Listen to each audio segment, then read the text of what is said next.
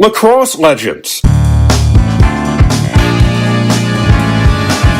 Lacrosse Legends, a comprehensive look at America's greatest game, featuring legends past, present, and future. Today on Lacrosse Legends, we're at the 2024 Army-Navy Men's Lacrosse Game.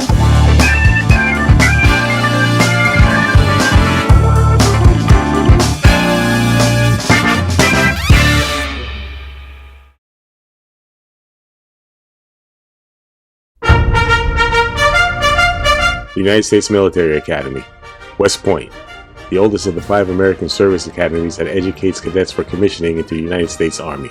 Lacrosse Legends is back on the campus of West Point for the 2024 Army-Navy Lacrosse Game. Army-Navy, the biggest rivalry in sport, for over 134 years dating back to 1890. Lacrosse Legends was invited to the Black Knight practice.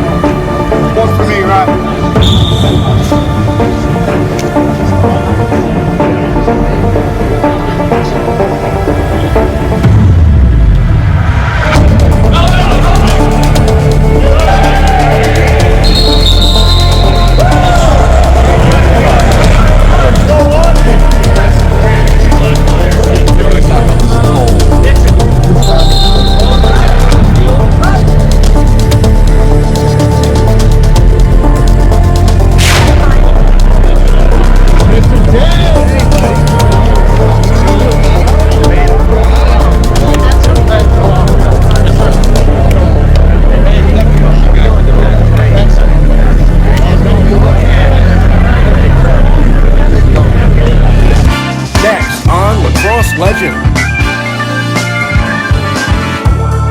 You're watching Lacrosse Legends. Richard Irving Edell, head coach, lacrosse, soccer. Dick Edell served as Army's men's lacrosse head coach from 1977 to 1983 and was the 1978 National Coach of the Year. Edell coached 28 All-Americans at Army and made 4 NCAA tournament appearances during his tenure. In his 7 seasons at West Point, Edell won 73% of his games, with 66 wins against just 24 losses. He currently ranks 2nd all-time at West Point in career winning percentage and 5th in total wins. Edell was inducted into the National Lacrosse Hall of Fame in 2004. In 2016, he was inducted as part of the inaugural class of the Intercollegiate Men's Lacrosse Coaches Association Hall of Fame. Edell also served as Army's head men's soccer coach, compiling a record of 20, 14, and 8 from 1979 to 1981. From the sports of lacrosse and soccer, Richard Irving Edell, head coach. I want to start by introducing myself. I'm Joe Alvarisi, and just so thankful that all of you are here, gathered to honor a man that we all love. And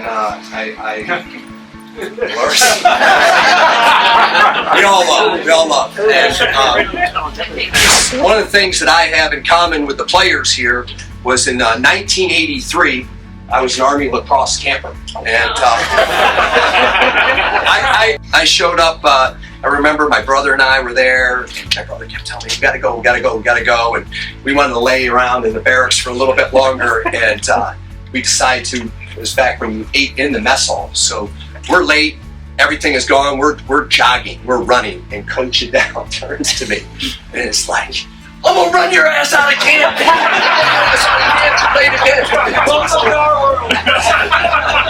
I haven't been yelled at. What I always admired about Coach was his ability to build a team. And, you know, the names coming out of high school at Maryland weren't necessarily everybody's, you know, all-American, great players, maybe not the level of some of the teams they were competing against, but it was Coach as a team builder that just brought them together and made them better than who they were. I got a chance to see that firsthand, unfortunately, in a lot of ways. The team room being Coach Edell's room, it just makes perfect sense. This, for us, in 2024, this is a central piece to building our team. The guys spend more time in here than anywhere else. It's just so appropriate that Coach Edell's name will be on that, because he is one of the all-time great team builders, along with being a great lacrosse coach. Some of you who may not know, the East Stands is going to be torn down here, and my office is in there, along with all the other coaches' offices. The last week or two, we've just been pulling a lot of stuff out there. There's a lot of stuff in there, 19 years worth of stuff that I've been pulling out and going. And I got into a drawer today, and I'm just pulling out, and I kept telling myself, like, don't look at this stuff. It's not feminist. I got too much stuff going on here. I play somebody tomorrow. I don't know. Somebody can remind me who that is. So I just opened this thing. I'm going to try not to get emotional about it, but I pull out this letter from Dick and Dolores Edell, signed to meet you all the reasons. I hadn't looked at this since 2005 when I got hired in 2005. So first thing I thought of when I looked at it, it's on Maryland stationery. So Coach retired from 2001. So this is 4 years later. When I thought about Frankie, what Frankie Giordano used to always say about Coach Edell, he's got his first nickel from camp. So 4 years later, he's still working off the Maryland station. Well done, Coach. Well done.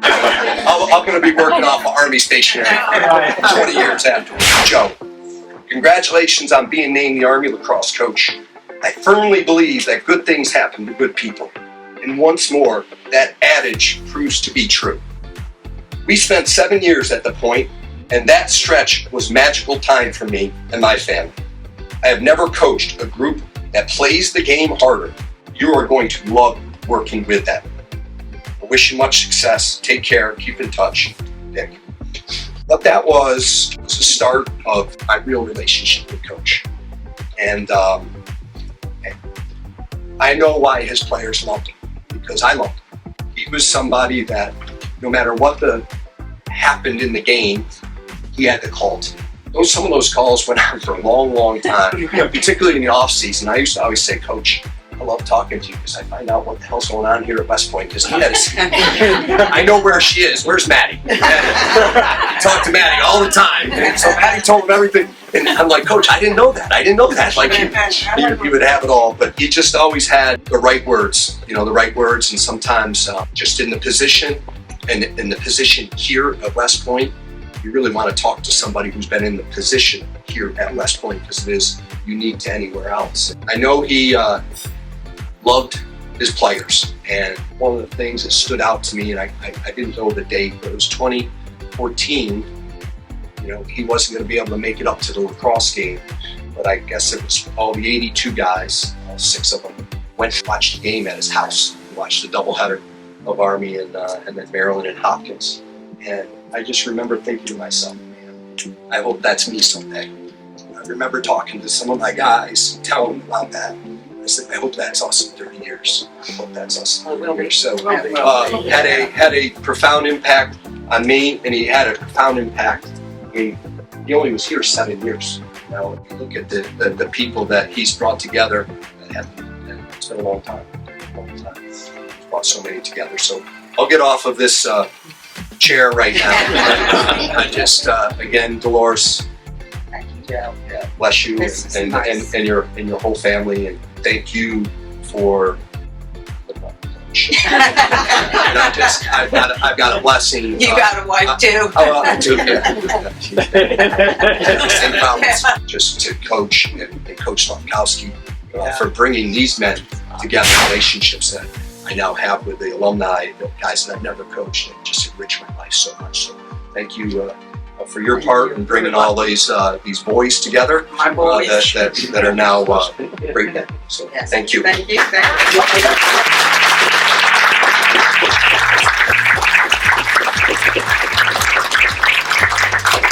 I will just say, when I think about West Point for our dad, and you said it, magical, it was just a special, special place in his heart.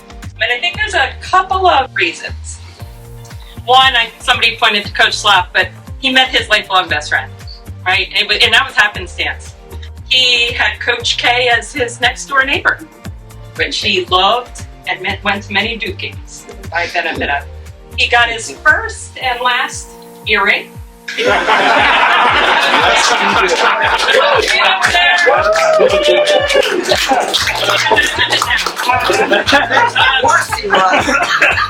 not allowed to go to Key West, but we're not sure why. The Edell family has never been able to go to Key West. So again, if I'm Nothing happened. Nothing happened. Exactly. moving on, other great things. He became named Coach of the Year, I believe, in 1978. He had a 75% winning percentage, but as you said, I think the most important thing to him was the word team. So when I saw that the endowment was the team room, there was no doubt. That was right. So I think it's super fitting that you endowed this room to him because of the coach.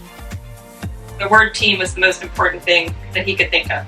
And when I used to ask Dad, so for those that don't know, he was in a wheelchair for many years, so we had a lot of time to talk. And I said, Dad, what made West Point so special? Like, what was it about your time there? It's only 7 years, right? Marion was 17. And he said, and you all have heard it, they'll run through a wall for me. They will run through a wall for me. Heard it again. They were just made different. The level of toughness was nothing I'd ever experienced. And he said, I never had to motivate them. He said, lacrosse was the fun. That was the almost easy, which I can't even imagine when you move on from that, but he said they just, they had it in them. And I think, personally, what surprised him most was when he left, after I've been in Maryland for 17 years and then being retired for another, 20 years, 17 years again before he passed. I think the big piece for him was that the players, the coaches, the Army supporters, the friends that he met, the administrators, they became his lifelong friends. Lifelong, till the day he passed in 2018. So I think the endowment in his name and the place that he loved with the people that mattered the most to him is just the most amazing tribute to him. I think, and I'll talk to this little group of hellions over here, the grandkids really didn't get to experience him on a sideline, right? So you all know the ogre, Marilyn knows the big man, they know their Bobo. But what this will do is carry that on for them. So we thank you. We thank you from my dad, from my mom, from our entire family. We thank you for loving him as he loved you. He knew it, and I know he would tell you all the time. And we thank you for allowing his name and legacy to live on. And I'll just say, we have to, go Army beat me. Yeah.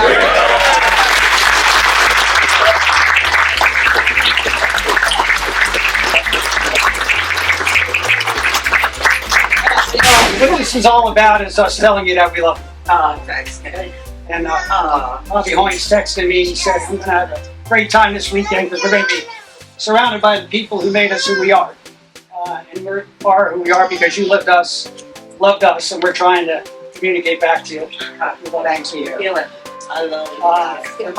I can't recognize everybody's here, but I do want to call out 3 people. The President and CEO of the Association of Graduates, Mark Beeger, is here with my family. And 2 of our teammates who aren't here, but their wives are. So Shelly O'Donnell in the back, Tommy Caroline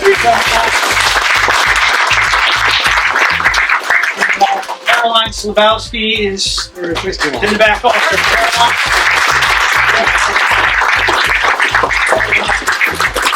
So you are with family, and we're very glad that you took the time to be here with us. So thanks. One caveat on Joe's story about us going down and watching the game with Dick. We got down there, and at one point Dick says, "KD, come with me into my bedroom," and he had his scooter. And he scooted back into his bedroom, and he had a answering machine, so he still had an answering machine. And he pushes, the message on the answering machine, and it was Coach Alvarisi calling Dick Edell saying, "Coach, we're about to take the field against Navy, and I just want you to know we're all thinking about you." So that's just the kind of relationship that they had, and it was mutual. I do want, Dick's not here for us to embarrass him, so you get to do his part. I can only tell this story because the statute of limitations had expired. So 2 years ago, I think that's the statute of limitations, right, Sergeant? What's the crime? So 2 years ago, Edell said, we're not going to make it to the Army Navy. Then we're at the tailgate, and I see them there. And I said, "Dolores, you said you weren't coming." She says, "Well, I had to come and I see all the kids and grandkids." And she says, "Well, I have Dick with me." I said, "What do you mean by that?" And she has a baby bump. I don't know if it was Chrissy or Lisa. One of them says, "Mom, why is he in a baby bump?" She says, "I got to sneak him into the stadium. No one's going to question a baby bump." So I said, "What are you doing?" She says, "Dick said he wanted his ashes on my stage." I said, "Holy cow, how are you going to do that?" She says, "I have no idea." But we're getting close. So we're at the game, and as the game ends, I'm sitting with Celia, and we see Dolores go racing past us just at the final buzzer. And I said, "Where are you going? How are you going to do it?" She said, "I don't know yet." And as we're walking by, I happened to see the assistant athletic director on the field, Mike Harity at the time. I said, "Hey, Mike, this is Coach Edell's widow. She would like to be on the field for the singing of the Alma Mater." He said, "Escort her down, bring her down." We sang, and then I said, "Come on, we're going to go out to the face-off decks, and you can do it there." And we're halfway out there, and I start smelling and seeing this cloud around me. I'm like, "What are you doing?" She says, "I'm being discreet." I was like Pigpen on Charlie Brown. And I'm looking up at the stands, and everyone's looking at me. So we finally made it out to the X, and she poured the rest of it right there at the face-off, which was unbelievably powerful. And she had black pants on like she does today, and there's ashes all over. I start going like this. She says, "Oh, Dick would love this. He's all over me."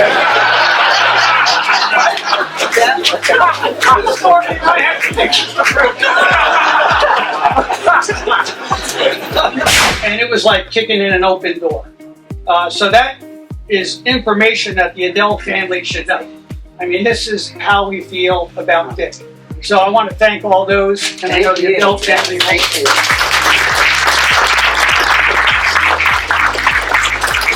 Okay, so we are going to leave this facility expeditiously because it is the night before Army Navy, and Coach has got things to do. But we're going to conclude with, before we took the field, the last huddle we had before the face-off, Dick would pull us all together and we would say the Our Father. So, in tribute to Dick, I think we'll conclude it that way. After the Our Father, we'll say, "Beat Navy." Please, before you exit, just right on the left-hand side, on the outside wall, you'll see the plaque. So take a minute to look at the plaque, take a picture of it, and it's a tribute to Dick. It's a beautiful plaque, and it's got the highlights of his career, at least the relevant parts and the things that we like about it. So, Our Father, who art in heaven, hallowed be thy name. Thy kingdom come, thy will be done, on earth as it is in heaven. Give us this day our daily bread, and forgive us our trespasses, as we forgive those who trespass against us. And lead us not into temptation, but deliver us from evil. Go Army! Beat Navy! All right.